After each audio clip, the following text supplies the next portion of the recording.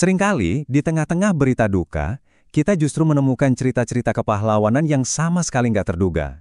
Nah, hari ini kita bakal bedah salah satu kisah tersebut.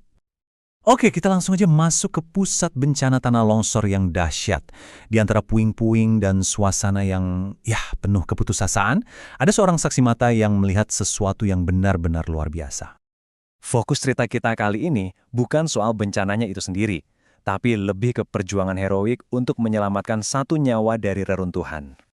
Di tengah kekacauan itu semua, ada satu orang yang aksinya paling menonjol. Seorang pria yang cuma bisa diidentifikasi dari tulisan instruktur di seragamnya. Dia berjuang mati-matian, seakan menolak untuk menyerah pada kehancuran di sekitarnya. Angka ini 90 menit. Ini bukan sekedar angka loh.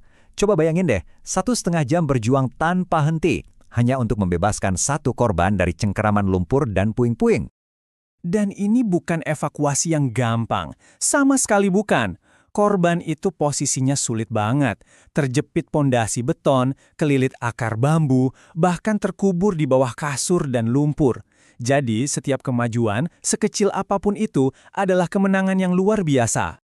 Melihat perjuangan sekeras itu, kita jadi penasaran kan? Siapa sih orang ini? Dan apa yang bikin dia segigih itu? Dan ternyata, dia nggak sendirian. Dia dan rekannya itu ternyata instruktur dari Sekolah Polisi Negara atau SPN yang lokasinya kebetulan dekat banget dari lokasi bencana. Jadi bisa dibilang, mereka ini tim penolong pertama yang nggak disangka-sangka. Yang perlu kita catat nih, mereka ini bukan tim SAR profesional loh, mereka itu pengajar. Seorang perwira senior berpangkat AKP dan rekannya seorang Aibda. Tugas utama mereka itu ya melatih, bukan terjun langsung ke medan berlumpur kayak gini. Oke, sekarang kita coba gali lebih dalam lagi. Apa sih motivasi mereka? Ini yang mengubah sebuah tugas rutin menjadi sebuah contoh kepemimpinan yang wow, luar biasa. Aksi mereka jadi kelihatan makin menonjol kalau kita lihat kondisi sekitarnya. Kata saksi mata, lebih banyak orang yang nonton daripada yang turun tangan. Ya, bisa dimaklumi sih, mungkin banyak yang syok dan gak tahu harus berbuat apa. Nah, ini dia intinya. Seorang perwira dengan pangkat setinggi itu biasanya akan mengarahkan operasi dari tempat yang aman kan, bukan malah memimpin langsung dari garis depan dengan tangan sendiri. Waktu ditanya kenapa, jawabannya itu sederhana banget tapi dalam. Bukan karena tugas, bukan karena perintah. Jawaban beliau, karena hati saya terpanggil, Pak. Sesimpel itu. Dan ini teman-teman, jadi bukti paling nyata kalau kepemimpinan itu bukan soal pangkat di pundak, tapi soal tindakan yang muncul dari hati. Supaya kita bisa benar-benar paham betapa besar pengorbanan mereka, kita perlu mundur sedikit buat lihat skala bencana yang mereka hadapi saat itu. Jadi bencana ini bukan murni karena alam semata. Kalau kita lihat datanya, ini adalah akumulasi dari beberapa faktor. Sungainya menyempit, ada pertanian dan pembangunan di lereng, plus penggundulan hutan.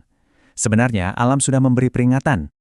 Dan inilah dampak paling tragisnya, lebih dari 80 orang. Angka ini bukan cuma statistik. Di baliknya, ada keluarga, ada cerita yang terputus. Perjuangan 90 menit yang kita bahas tadi, itu cuma satu dari puluhan tragedi yang terjadi hari itu.